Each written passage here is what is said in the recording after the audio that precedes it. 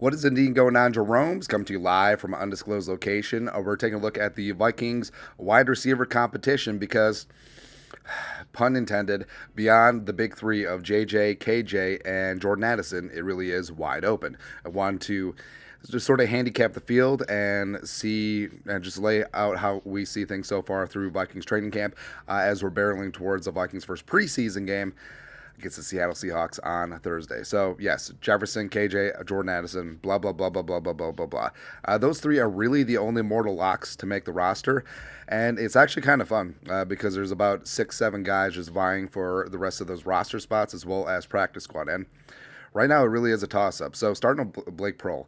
And Blake Proehl has sort of been the little brother for the last couple of years. You know, of course, the mini-me of Adam Thielen, and had the ACL injury, coming back from that. He's got the voice of an angel, and he's been doing well on the field, man. He's really stepped up his game, made some nice plays with the twos, and I think that he has a chance to really flex and show up and show out during preseason. So keep an eye on Blake Proehl. Jalen Reagor, yes, the former first-round pick who was taken one spot ahead of Justin Jefferson, yada, yada, yada. Now, in Reagor's favor is he has around $2.5 million in change. The fourth year of his base salary is fully guaranteed. So the Vikings have that dead, whether he's on the roster or not, unless someone trades for him. But I do think that he is starting to scratch the surface a little bit on that potential. He didn't get it in Philadelphia. He certainly didn't get it last year with the Vikings. But also, a lot of issues that Reagor had trying to become part of the offense was he didn't really pick up on it, and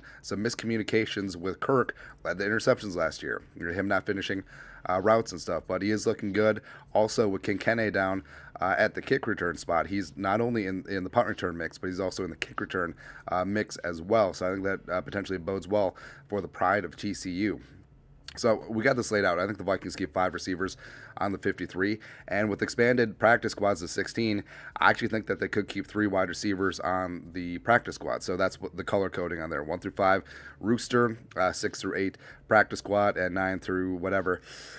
Yeah. So practice squad spots right now: Brandon Powell. Now, you could convince me to swap out Powell with Reagor, or salary-wise, who knows, or Powell with Proehl at this point. But Powell has made some nice plays as well with the twos. Now, I wouldn't necessarily call him a gadget player. He's not a Tavon Austin, even though he is 5'8", but he does have some great short area quickness. He's made some nice grabs over the middle, and also he's going to be in the thick THICC of the kick and punt return mix. Then you got Lucky Jackson, who's made some great catches as well, showed well in one-on-one spots, former XFL star, former pride of Western Kentucky, firmly in the mix. Now, Jalen Nailor, this is rough, but we got Nailor down at 8, but, I mean, he was easily 4, and you could actually say that Jalen Nailor was a little bit ahead of Jordan Addison even at the start of training camp, where he had great OTAs, great mandatory minicamp, really took advantage of Addison being out with that minor injury and JJ not being at OTAs,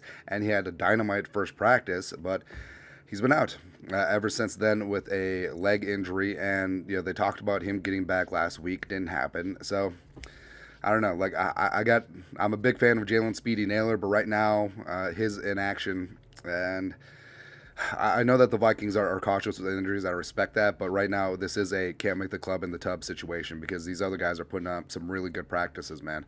And they got Thayer Thomas, the UDFA out of North NC State. I think he has a chance to push for the practice squad. I mean, this is what we're talking about right now. I mean, there's a number of guys who potentially aren't going to be in the sphere. And Thayer Thomas, I like a lot. He's dynamic from the slot. I think he's a great punt returner as well. Potentially going to see more of him in the preseason games. Tristan Jackson is having himself a hell of a training camp before he had that knee injury. And it could be a spot where he could have earned his spot if he didn't get injured, but maybe with the knee injury, maybe he goes on injured reserve, and maybe he comes back at a later date this season. TBD on that, but it is good that he avoided serious injury and no ligament damage. And then you got the 2 UDFAs, Cephas Johnson III, as well as Garrett Mogg.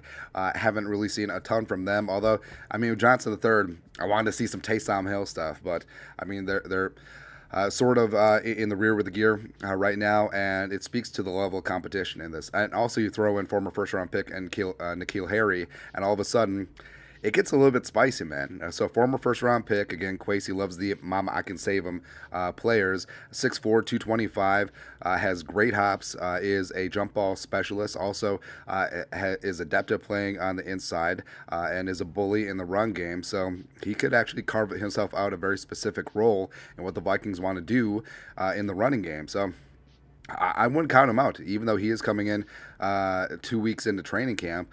I wouldn't count out N'Keal Harry making the practice squad or the 53. It's kind of crazy at this point, but as right now, he's in the back. But like I said, I mean, the Vikings 1 through 3, dynamic. Jefferson's the best wide receiver in the game. KJ was basically the wide receiver 2 last year. I think Addison is the best rookie receiver. And beyond that, I mean, these guys are hungry. I mean, Keenan McCardell and Kevin O'Connell have a bunch of carnivorous dudes who just want the ball and are working and pushing each other to get better, and I love it. I love it, man. It's that 3 deep, how about 13 deep? There you go.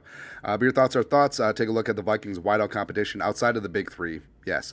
Let us know your thoughts on our thoughts in the comment section below. Subscribe for daily Vikings takes. Want to support the work? Put a little something in the Venmo. But until next time, Skol, production value.